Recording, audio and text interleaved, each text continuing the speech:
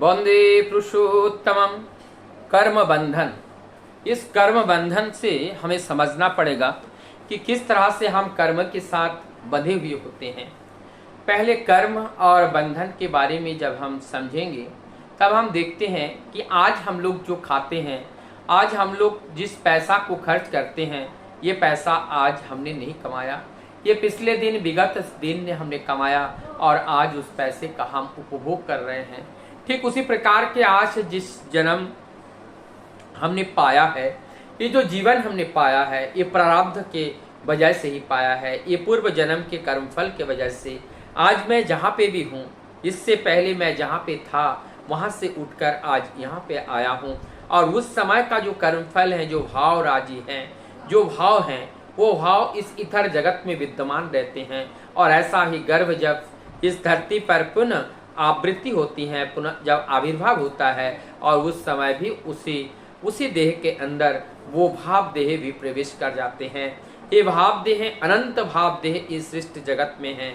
बहुत सारे भाव देह वो उतार नहीं पा रहे हैं, क्योंकि उस तरह का गर्भ उनको नहीं मिल रहा है। जब तक वैसा गर्भ नहीं मिलता है तब तक वो उतार नहीं पाते हैं। इसीलिए हमारा वो जन्म, जो हमारा जो बंधन है, हमारा जो ये बंधन है, जीवन का जो कर्म बंधन है, इस कर्म बंधन से मुक्ति पाने के लिए हमें क्या करना पड़ेगा? प्रारब्ध को भोगना पड़ेगा। बिना प्रारब्ध को भोगे हम इस कर्म को काट नहीं पाते हैं। और इसी कैसे कर्म बंधन से मुक्ति हमें कब मिलेगी? बताते हैं कि प्रकृति की तरह, जैसे हम प्रकृति में देखते हैं आम का पेड़, वो हमें फल भी देते हैं, लेकिन उनके पास कोई अहंकार नहीं है कि हम फल दे रहे हैं। पेड़ हमें छाया दे रही है, लेकिन उनके पास कोई अहंकार नहीं है। वो हमें ऑक्सीजन दे रही है, लकड़ी दे रही है, हमारी लकड़ी रूपी ईंधन दे रही है, लेकिन उन्हें कोई अहंकार नहीं है। जिस प्रकार से हम देखते हैं कि सूर्य की रोशनी वो जो जगत के पृथ्वी के ऊपर जब पड़ती हैं, तो वो सबके ऊपर समान पड़ती हैं। ना वो गरीब देखते हैं, ना अमीर देखते हैं, ना वो महिलाएं देखते हैं, ना पुरुष देखते हैं, ना वो छोटा देखते हैं, ना बड़ा देखते हैं, ना पेड़ देखते हैं, ना मनुष्य देखते हैं। वो सबके प्रति वो साम्य दृष्टि होती हैं, और वो साम्य दृष्टि से सबके ऊपर वो बरसती हैं। तो इसीलिए ये कर्म बंधन कहाँ पे आया कि उस प्रकृति को देख करके हमें प्रकृति के समान जब हम बनेंगे, जब हम केवल अपने आत्म सुख के लिए नहीं दौड़ेंगे, जब हम जगत के सुख के लिए सोचेंगे, जगत पिता के सुखी करने के लिए जब हम सोचेंगे, तब हमारा प्रारब्ध नहीं बनता है। नहीं तो कोई भी कर्म हो, वो कर्म का एक प्रारब्ध बनता है। एकमात्र निष्काम कर्म जो है, निष्काम कर्म का कोई प्रारब्ध नहीं होता है। इसीलिए एक निष्काम कर्म करने से हम कर्म बंधन से मुक्त रहते हैं। यदि कर्म बंधन से हम मुक्त रहे तो हम अपने जीवन में निष्काम कर्म करना पड़ेगा।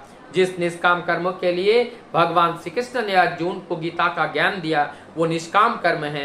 ये निष्काम कर्म के बिना हमारे जीवन में कहीं पे भी कोई सुख, शांति, समृद्धि कुछ नहीं हो सकता है।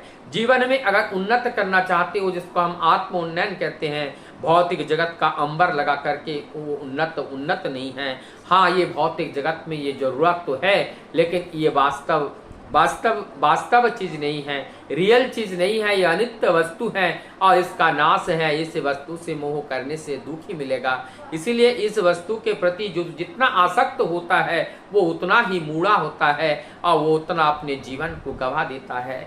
इसीलिए हम उस भौतिक जगत के वस्तु के ऊपर आकर्षित ना हो करके हमें उस परम पिता, परम सत्य को जानना होगा कि हमें इस धरती के ऊपर किस लिए भेजा है। हमें उस कर्म के बंधन से मुक्त होने के लिए। तो ऐसा फल उसमें ना बने कि जिससे हमें भोगना पड़े और इस पुनरावृत्ति इस जगत के ऊपर होता रहे।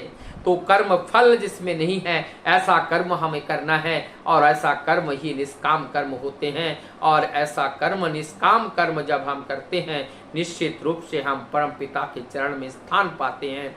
हम उस परम सत्य को जान पाते हैं और उस परम चेतना के साथ हम जुड़ पाते हैं, और परम चेतना के साथ जुड़ करके हम एकाकार हो जाते हैं। और तभी हमारे जीवन में कैवल्य आती है।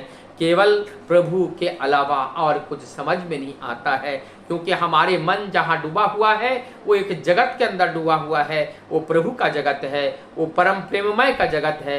इसलिए उस जगत में केवल प्रभु से ही साक्षात्कार होती हैं। प्रभु के गुणागुण के बारे में ही जाना जाता है, इसके अलावा और किसी से नहीं जाना जाता है। वंदे पुरुषोत्तम।